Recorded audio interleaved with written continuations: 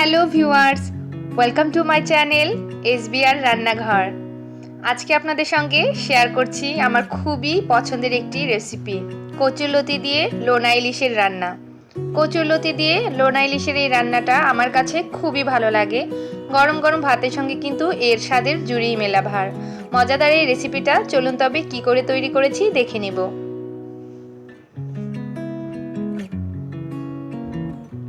রান্নাটি করার জন্য প্রথমেই আমি কড়াইতে দিয়ে দিলাম পরিমাণ মতো সয়াবিন তেল,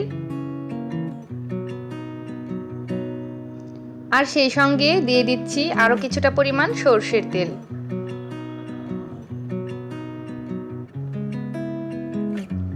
তেলটাকে নেড়েচেড়ে ভালো মতো গরম করে নিব।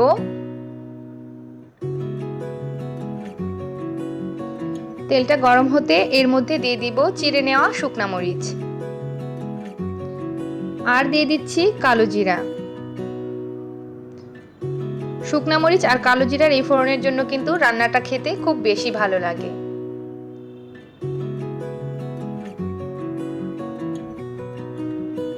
কালো জিরা আর শুকনা মরিচটা ভাজা হয়ে গেলে এর মধ্যে দিয়ে দিলাম পরিমাণ মতো পেঁয়াজ কুচি। শুটকি মাছে কিন্তু পেঁয়াজ আর রসুনের পরিমাণটা একটু বেশি লাগে, এতে করে শুটকি মাছটা খেতে বেশি ভালো হয়। পেঁয়াজ কুচিটা সামান্য করে একটু ভেজে নিব, হালকা স্বচ্ছ রং ধারণ করবে এতটুকু পরিমাণ ভেজে নিয়ে এখন এর মধ্যে দিয়ে দিব কেটে ধুয়ে রাখা রসুন। রসুনের কোয়াগুলো আমি এইভাবে করে কেটে নিয়েছি, আর সেই সঙ্গে দিয়ে দিচ্ছি ফালি করে নেওয়া কাঁচামরিচ। এখন সবকিছু একসঙ্গে আরো একটু ভেজে নিব।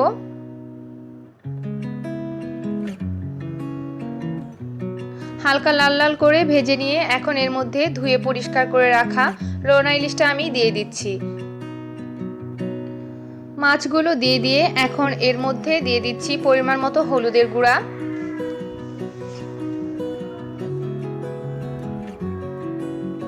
আরো দিয়ে দিচ্ছি স্বাদ মতো মরিচের গুঁড়া। সেই সঙ্গে সামান্য করে একটু জল দিলাম, কারণ এই গুঁড়া মশলাগুলো এই মাছের সঙ্গে খুব ভালো মতন এখন কষিয়ে নিব। লোনা ইলিশের অতিরিক্ত লবণ ভাবটা কাটানোর জন্য এটার ধোয়ার প্রসেসটা কিন্তু খুবই জরুরি। এই মাছটাকে কুসুম গরম জলে মোটামুটি 15 থেকে 20 মিনিট আগে ভিজিয়ে রেখেছি। এরপর কচলে কচলে মোটামুটি 10 থেকে 12 বার এটাকে জল পাল্টে পাল্টে ধুয়েছি। এতে করে এই মাছটা যেমন পরিষ্কার হয়েছে, আর মাছের যে বেশিরভাগ লবণাক্ত ভাবটা থাকে সেটাও চলে গিয়েছে। এখন এই মাছটাকে রান্নার জন্য ব্যবহার করছি। তো মাছটা মশলার সঙ্গে কষে নেওয়ার জন্য আমি ঢাকা চাপা দিয়ে দিলাম। এখন এটাকে কষিয়ে নিব।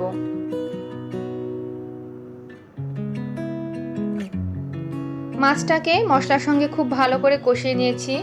দেখতেই পাচ্ছেন তেলটাও কিন্তু সেপারেট হয়ে গিয়েছে, আর মশলার সঙ্গে মোটামুটি ভাজা ভাজাও হয়ে গিয়েছে। এই পর্যায়ে দিয়ে দিব আগে থেকে ভাপিয়ে নেওয়া কচুরলতি।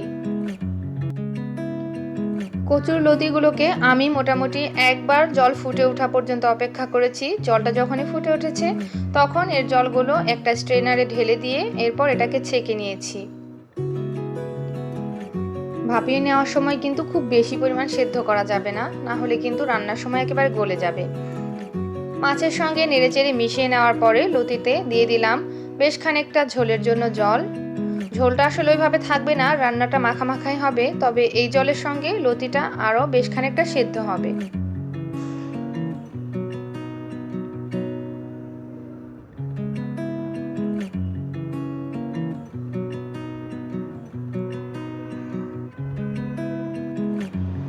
এখন ঢাকনা বন্ধ করে দিয়ে ঝোলটাকে ফুটিয়ে নিব। ঝোলটা ফুটে উঠেছে, আর এই পর্যায়ে আমি লবণটা চেক করে নিয়েছি। কিছুটা পরিমাণ লবণ তরকারিতে লাগবে, তাই এখন দিয়ে দিচ্ছি স্বাদ মতো লবণ। আগে থেকে লবণটা আমি ব্যবহার করিনি, কারণ লোনা ইলিশের তরকারিতে অনেক সময় কিন্তু লবণ ওইভাবে লাগেও না।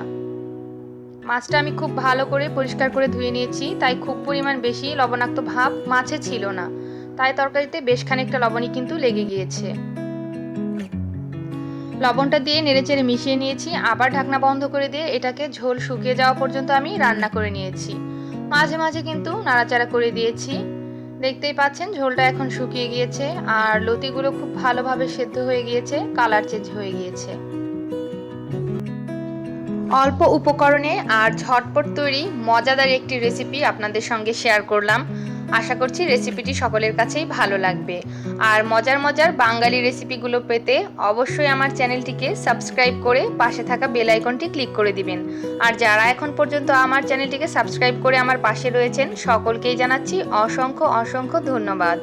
মজাদার রেসিপিটি যদি ভালো লেগে থাকে অবশ্যই লাইক, কমেন্ট এবং বেশি বেশি করে ফ্যামিলি অ্যান্ড ফ্রেন্ডসদের সঙ্গে শেয়ার করবেন। সকলেই ঘরে তৈরি খাবার খান, সুস্থ থাকুন।